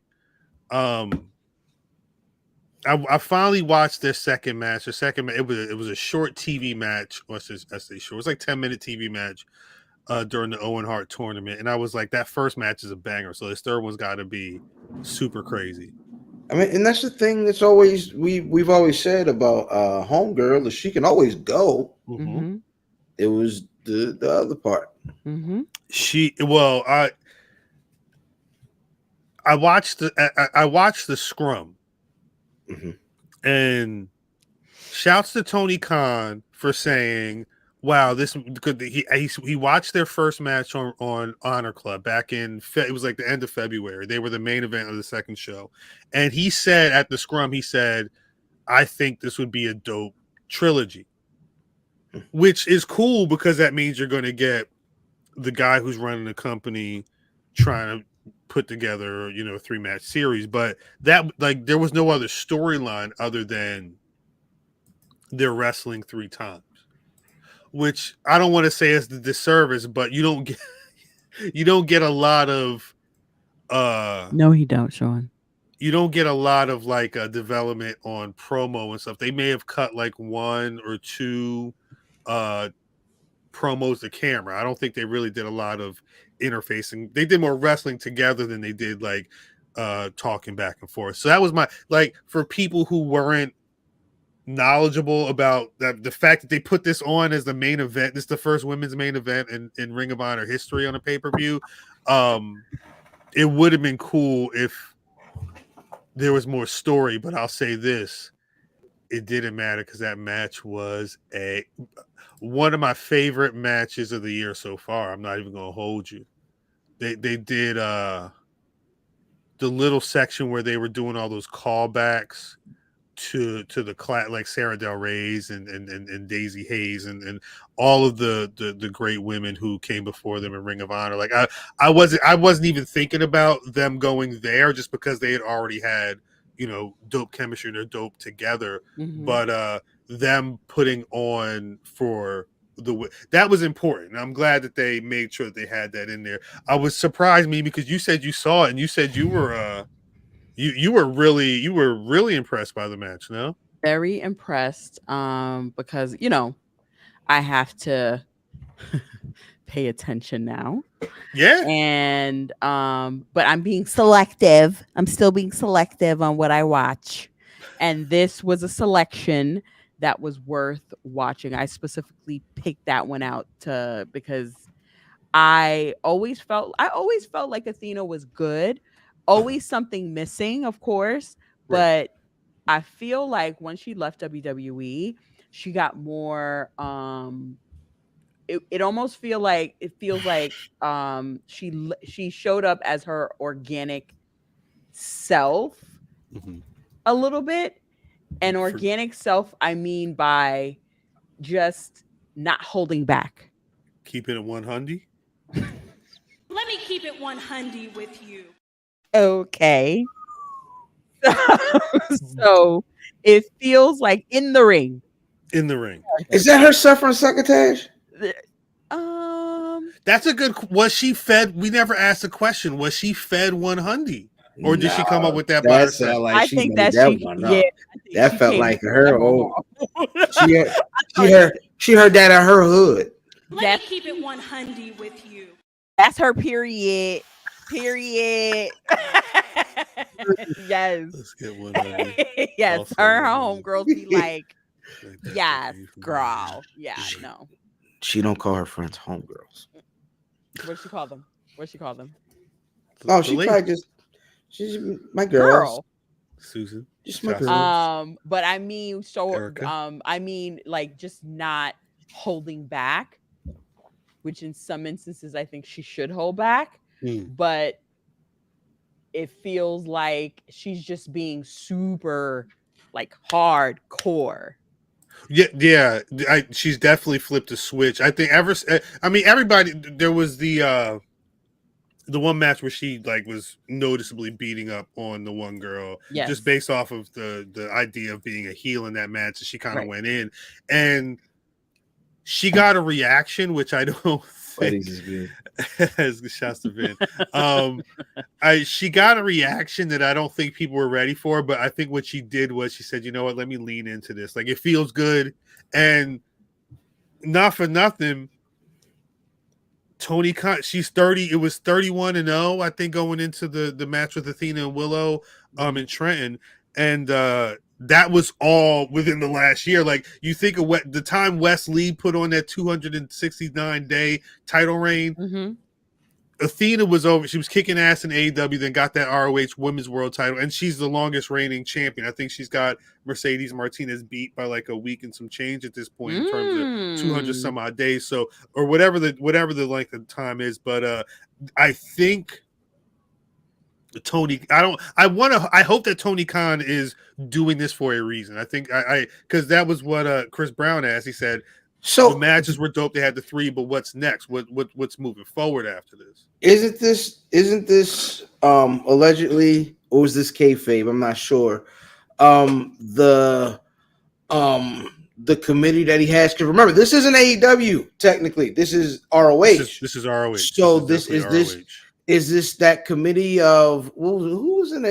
It was Stokely and somebody else that we know. Oh, like that's Bob right. Holly or something. Not Bob Holly. Was it Stokely. Al Snow? Somebody like I don't know, one of them niggas. Jerry Lynn. Yeah. Maybe. So I mean, because is that something in his ear? Is that why it's different than what he does on his Wednesday and Saturday TV? It's I could see Stokely having a very important or invested voice in the back room, talking about, oh, Athena's on this roll, oh, Willow's a banger, look at everything Willow's doing here and for New Japan and whatnot. And because the match was hard. There's people were coming out of that match saying 5 stars. I don't know if I'm saying 5 stars, and it didn't happen in Tokyo though. That's automatic half-star off. There was one streamer that was thrown at the end. It was this sad ass green streamer. I kind of felt bad. I feel bad. Like, again, Patreon. Go to the Patreon. You can hack away at that match all you want. The match was dope. Oh yeah. Without needing to be 5 stars. The question is, because that was the one thing that frustrated me in the scrum. Mimi, did you watch the scrum? No. I watched Athena in the scrum, and she talked a lot about Mischief and Sarah Del Rey, and I think having this match and this is her first main event on, there's a lot of firsts with this, and I think she wanted to make sure that she was paying homage to the women before her. But the obvious question kept coming up: what's next? Where do you go from here? And she was kind of like, I don't know. Like I'm ready for whoever. She dropped some hints talking about this belt's getting lonely. I would like to grab another title. I don't know if that means she's going to go into AEW and try and work it, but I think Meals is kind of. Can you bring that one back up, fam? Meals dropped a comment, said Athena-Willow III could have the same impact as Bayley Sasha from NXT if there was more effort put into it. And I think that's the thing. There's a lot going on with Athena right now. There's a lot going on with Willow Nightingale right now. There was a lot put into Bianca Sasha at that WrestleMania and the role Bianca's had. And I think if there was just a little more juice coming from the ROH/AEW side about what they have and what they've been cooking in that women's division, but in particular, Athena and Willow Nightingale, because Athena sounds ready. Athena wants to take on the world. I think it can't be on that app for it to matter. It can't be on that app. I think that's it. It needs to be a Ring of Honor match. It shouldn't even be on a Ring of Honor paper. It should be on AEW at least TV. Right. But I would say a Ring of Honor pay-per-view. If you wanted to give it feel, because you can't give a match reverence just on that app. You can't. I niggas ain't never gonna care about that like they gonna care about a pay-per-view match. It's just me talking. It's just like me. It's me and a bunch of other people talking about it. You know what I'm saying? Like at a certain point, they got to show people that Athena-Willow III matters. Salute to the A show. They just hit their 301st episode this week. That stuff matters. You know, people are doing things, and you got it. Wes Lee said it earlier. You got to give people their flowers, especially while they're here. God damn. RIP to my homie Phase One, aka Mike B. You really. I was just talking to this dude about, you know, it's crazy. I've known you for a while. We didn't really get up, especially in a minute. Like, you know, a lot of people are reconnecting, and then to hear that like somebody's not here no more. Like, you know, that stuff is real, and that's why you got to make sure that that's why I was pissed when I wasn't in the arena for this. Yeah, it was in your backyard, right? When I tell you, it's over there. It's right over there. Hop on the Antoine. No, it's right over there. It's very accessible. I bought tickets, and I know Sparks was there. I was out of town, but Sparks hit me with a voicemail talking about, you know, I'm in your area. You know what's going on. We didn't get a time to link beforehand, but we have to go up for these things because they're not going up for these things clearly. Yep. So the hope is that at the very least, if Athena's saying boom, I would love to go to Japan. I would love to wrestle some of this AEW women's talent. Put her on Rampage. Put her on Dynamite. Let's go. Cinder was there too. I heard there was a bunch of people at the ROH show. I don't know who all made the trek, but shouts to y'all for hitting up Trent. Hopefully y'all like the arena. It's not a bad seat in the house, honestly. But anyway. That's very funny, Vin. That is very funny. I talked to Sparks briefly. Shouts to him. I wish I was there, but we'll get up next time, no doubt. I feel like the only other pro wrestling conversation we were having this week, and it really isn't like a pro wrestling conversation, but did y'all end up watching Seth Rollins on Sneaker Shopping? I did. How was it? What'd you think? You know how, like, if somebody is cool with you, like say you got a girl and she love you, so she gonna go to the wrestling match with you. She don't care about wrestling. Like Seth Rollins loves the WWE. Of course. He don't love sneakers. Right. And that's why I didn't watch it. Because I knew. Well, it was like you grew up right outside of Chicago, 3 hours away. What? Hold on. What? That's like saying Cal's from New York. Right. I'm from What? Baltimore. I'm from Baltimore. Yeah, But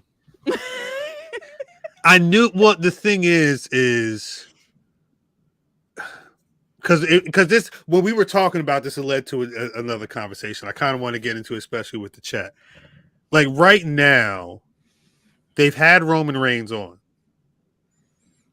He don't care about sneakers either. We forgot them Team Jordans, nigga. You don't say no. He does care about sneakers.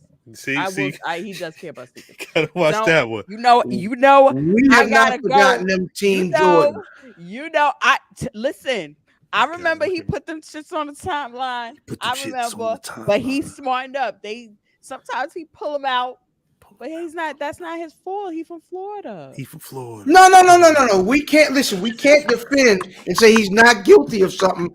No, you can't say he's not guilty and then be like, "Well, he's from Florida." I didn't say he wasn't guilty. I didn't say he wasn't guilty. That nigga is guilty. He learned his lesson. Listen, they like what they like, right? But my tribal chief, he got some heat. Don't go there. My tribal chief got some heat. No. Can I get the pair the Mexican man had on? The Mexican Jordans? Right there. Yes. The Mexican Jordans is crazy. Yeah, that's Hold right. on, you put the stroller back. I want him to see his shoes. Well, I knew when I saw that he was when I saw on the timeline that Seth Rollins got the sneaker shop, and I knew one or two things was going to happen. I knew one, they were going to do something with the intro and the singing during the intro, because that's the moment that you want. He's the champion that's going to be able to come out. It's not going to be anybody else but him. So that's the moment you want. And the other thing I knew that they was going to talk about was the other main thing was the big red boots. Yeah, see, and that's the thing, and that's why it was there. He had a cultural moment. He curb stomped the nigga in them Air Goofies. But remember what he said. Warrant him going shopping, like. But Mimi said. But Mimi what said she didn't want to see this. Hey. Yeah. No, I'm kidding. Sorry. Like, and goes into the store like, hey, like what? No, but but wait, fam, you heard what he said? He said, "Nah, my stylist King Troy said put these boots on." He gave it up. He told the thing that I loved about it. He didn't lie. He didn't front. Right. My wife would tell you more about those. Nigga, I wear whatever. You know what I mean? I wear them shoes with the toes in it. I don't care. I'm CrossFit Jesus. Now, my wife, she know everything. Homeboy that be hooking my clothes up, he know everything. Right. I'm just here. I'm just here. He said, you want to know something about sneakers? It's not me. I don't know nothing about no sneakers. That's not my forte. You can ask my wife. You can ask my wife. She want the ones with the spikes on. Mind you, he picking out off-whites. He picking out cool gray 11s. Like the shit that he low-key walked out with some heat for himself, his wife, and his kid. But the t-shirt was the hardest thing he picked out. Right. The vintage Macho Man NWO tee that he got for like $150. I was talking about the other one joint. The Pantera one, whatever. He got laced. He really got laced. But what it made me do, especially when he said, Becky would be able to talk more about these sneakers, it made me go back and watch the Liv Morgan episode. And I went to the comments. Immediately, people was like, yo, shouts to have for someone that like knows a little about what they was talking about. Shouts to someone that like has a personality, like an actual sneakerhead. Is like Mimi, for a show like that, you're saying that you would prefer a superstar who was knowledgeable, even regardless of if they're a champion or like the biggest star. Like it has to translate. It has to make sense. You want a story. It's not that I want a story. I want some. So when you think about rappers and wrestlers, like they're larger than life, right? But there's always a commonality to some degree. With some of the wrestlers, with some of the rappers, it's wrestling. That our commonality is wrestling and fashion and the culture. And with some of the wrestlers, it's sneakers and music. And I feel like for the past couple of years, it's gone hand in hand to some degree, right? It's bled into mainstream. You see them on our screen. They've popped up here and there. It has to make sense. Like, we talk about culture vultures.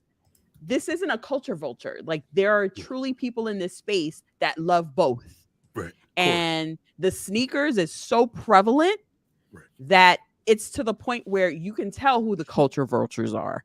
Young Bucks. Like, for me, yes, they're culture vultures when it comes to sneakers.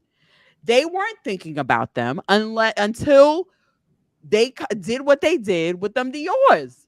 And then all of a sudden, they're also the ground zero for sneakers and wrestling. Damn. That's your opinion. That's your opinion, what you think, which is not facts. Wait, Mimi, who's ground zero? I think ground zero would probably be, because I'm a lapsed fan. So I don't really want to say Batista, but I remember he was wrestling in that shit. And he was wrestling in 14. Kofi Kingston. Let me explain to you what I mean by ground zero. Because ground zero is probably Shane McMahon. If we're talking about the way you're talking about it. Shane McMahon, right? A remix Shane McMahon. 2016 Shane McMahon. Shane McMahon has been one of them joints. But I don't mean they're the first niggas to wear, because I remember Batista wrestling in the Kobe's and Kofi and Jeremy Scott's. He was wrestling the 28th. But the first nigga to say, look at these, and niggas to really it being a story, it was Mo and Joe. Is them Dior's real? No. People were talking about the Bella Twins wrestling in ones.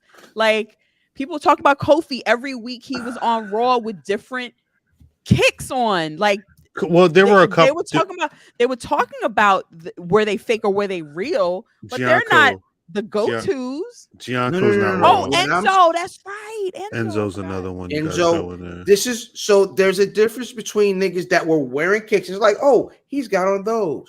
Oh, he's got on those. And that was it. It wasn't like a story. Like, nobody cared. Like, niggas bringing it into the match. They've got those. But now half the goddamn roster at AEW got on Jordan 1s because of the Bucks. Because they were talking about it and they wanted to get in where they can fit in. That's not natural. That's not real. They should not be at Complex, but they should. They probably are. The Bucks did a sneaker shopping episode. You know what? I'm not going to say that. That would have been disrespectful. They don't do that. Not this week. Not this week. Next week. Next week. Because I think there's a lot of truth. I do think that I don't know what. There's some jobs where it's like if you're there's an episode of The Office. There's an episode of Office where Idris Elba is the guy in the office. Everybody wants to be cool with him because they think he's cool, and they find out he's a soccer fan. So then all of a sudden, everybody's dropping soccer references and Messi and the World Cup and this and that. Do you think that everybody at one point in the AEW locker room was trying to get cool with the Bucks? So they all said, you know what? We got to start going to Foot Locker, dog. We got to get up on Sneakers app or something and get these shit. Foot Locker. You just said it, Foot Locker. They wasn't going on a damn start. Like, once you go on if you don't have to ask somebody what app you need to go on to get sneakers that you can't get, do I just go on Nike.com? No. If you don't know the difference between sneaker app and Nike.com, you're a culture vulture. Scorpio Sky is probably the one. Peace to him. I believe he's currently injured. Yeah. And they were just trying to do it. He's probably getting inundated with texts like, yo, these is hard. Right. What sneakers go in my gear this week? Yeah, he's probably getting all them hits right now. Right. Like, kind of feel bad for him. I'm sorry. Yeah, sorry about that. Why would I want to be cool with guys who don't have it? Damn, that's a good question, Vaughn. Why would you want to be cool with guys who don't have any kind of? But like, I feel like Air Jordan 1s are becoming like the dirty Air Force 1s of last year. The ones, especially like the mids. They were always though. The white girls took it. And made Nah, it but like That's that. what I'm talking about. But That's the what I'm thing saying. is, but we're on the other side of it. Like we were. It was one Like the point white girls is where wearing Jordan 1s now. yeah, but it's not even like the because it's not a dirty. It's just like It's clean. Theirs is clean. being into ones that heavy or being into dunks that heavy is kind of it's I telltale. like it. I don't know what ones are coming out. I don't. I know. I look. I want to. Matter of fact, speaking of sneaker shopping, I want to say Joe LaPuma said it Tight, recently Mills. on a They tied their podcast. laces tight. He said, look and see how they tie their laces. It's crazy. Because there's a conversation about how the actual one for cats that are wearing sneakers. Mm-hmm. Like, matter of fact, perfect example. I'm sorry, Cal. He's right. Mills He's is right. right.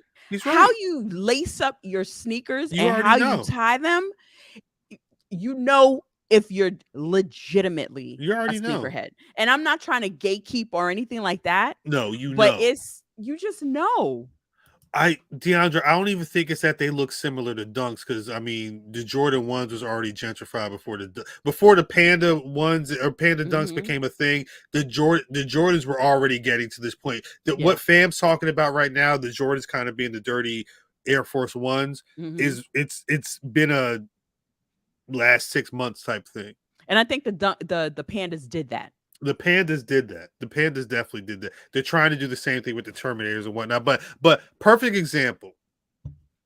All of BRP was out rocking some nice shit during BlurCon. Mhm. Nobody was wearing ones. I was. I thought you had Air Max on. No, that was Fam. It was a Fam had dunks and Air I Maxes. thought everybody had Air Maxes on but Cal. Yeah, I didn't have Air Maxes. I didn't bring my Air Max. You had ones? I recycled Well, okay. SBs and the Lost and Founds. The Lost and Founds are probably the most acceptable ones right now. Mm-hmm. There's not even a lot of hot. What are the hot ones that came out this year aside from those? The Lost and Founds. That's it. There was a conversation Joe LaPuma was having on the podcast. This Black Rasslin is not sponsored by Complex, but he was talking about how like it's not the same the way you used to wear ones and like go to let me grab a couple pairs. It's not even that. You may have one pair that you rock, and it may be them Lost and Founds or like one of them pairs of 85s or whatever, but that's it. I had to go. I was giving Corey like beef over this, but I had to go back and get another pair of Lost and Founds because they are the best. You wear them. I don't understand what it is because the Spider-Mans, I don't feel like that. I don't even feel like that with the Spider-Mans. I feel like that with the Pine The old Green. ones are the new ones. I like The the old old ones. Spider-Mans. The old Spider-Man. The old. I don't wear them Spider-Man. as much though. I wore them when I went to go see the movie with my son. The Lost and Founds and the Pine Greens are my two favorite. The way they feel. The Pine The way Greens they from bring- 2018. Yes. The first, because those are hard. Those are. I And never the got a pair. I shadows. wanted to. I have the shadows. The shadows from 2018 or something. Those are the last pair of ones that I bought. I was like, yo, these are it, and they're still buttery. That's and right. I don't want nothing else other than after That's that. right. I had to hide them shits in the back of the closet because I was like, I'm gonna dirty them. Let me just get another pair because they feel so good. And then my son didn't wear his Lost and Founds until last week, I think. Oh no! They showed Jay Bougie big love today on. I told you. you. We Big got love. Wait, we got so deep into the sneaker conversation, but Jay Bougie, he had his MLW debut tonight, right? Wasn't it before? I thought it was before. They put him over like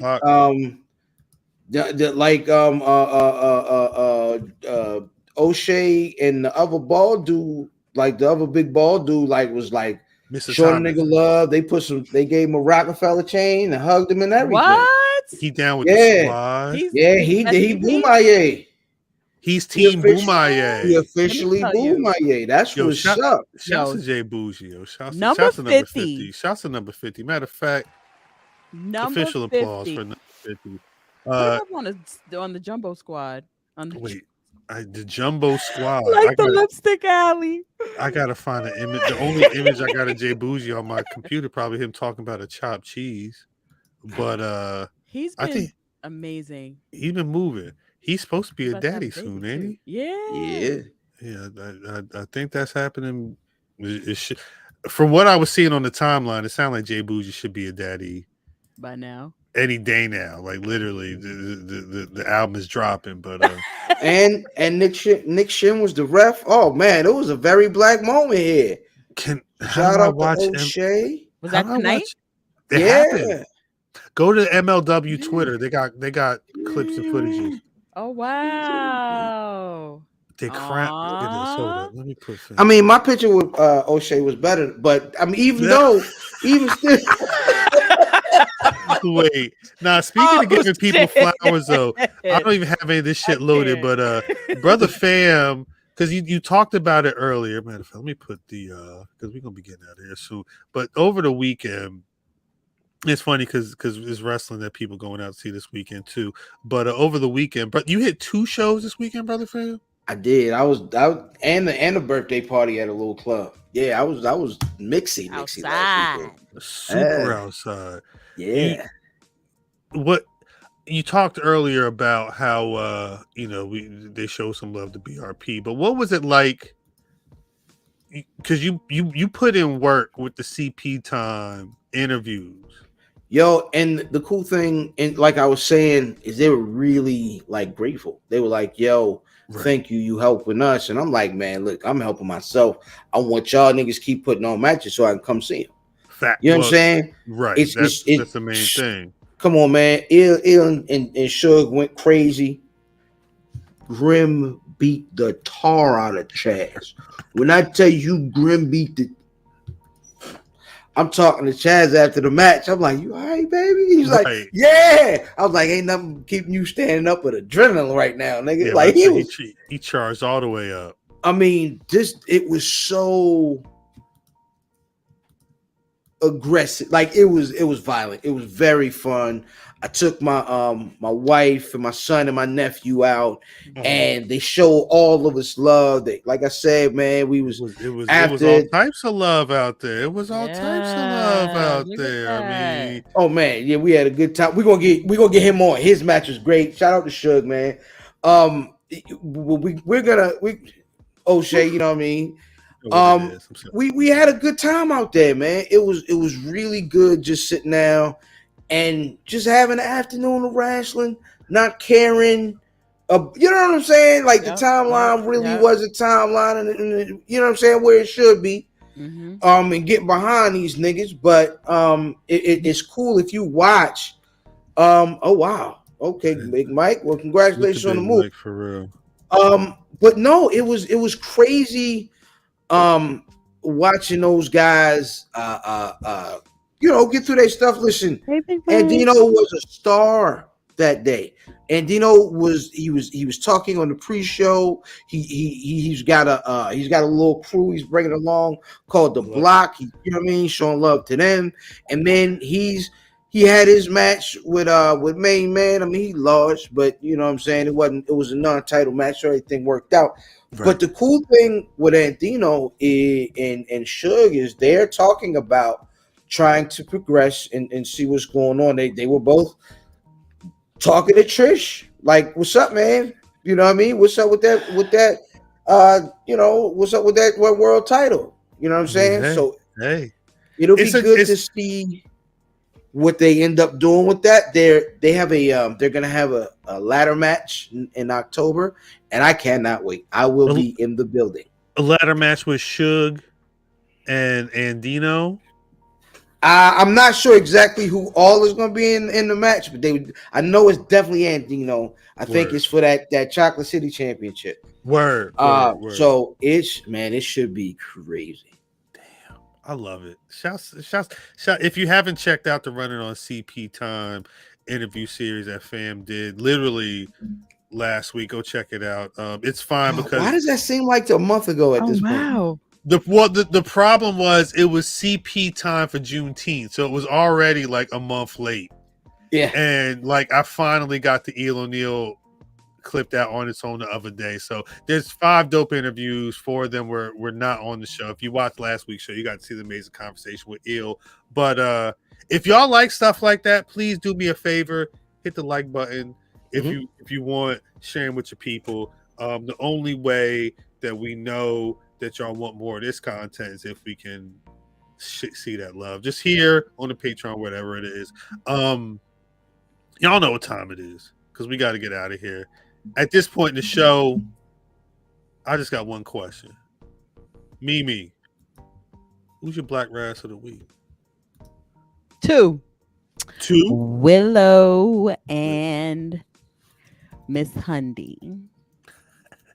I love it. That well deserved. Well deserved. Brother Fan. The queen of the king of the black. You know what? Never mind. I'm sorry. I'm gonna get in trouble. I'm gonna get in trouble. I promise you, I'm gonna get in trouble. I'm gonna get in trouble. I'm sorry. Don't do it. Don't do it. No. This weekend, I'm gonna go with 2 as well.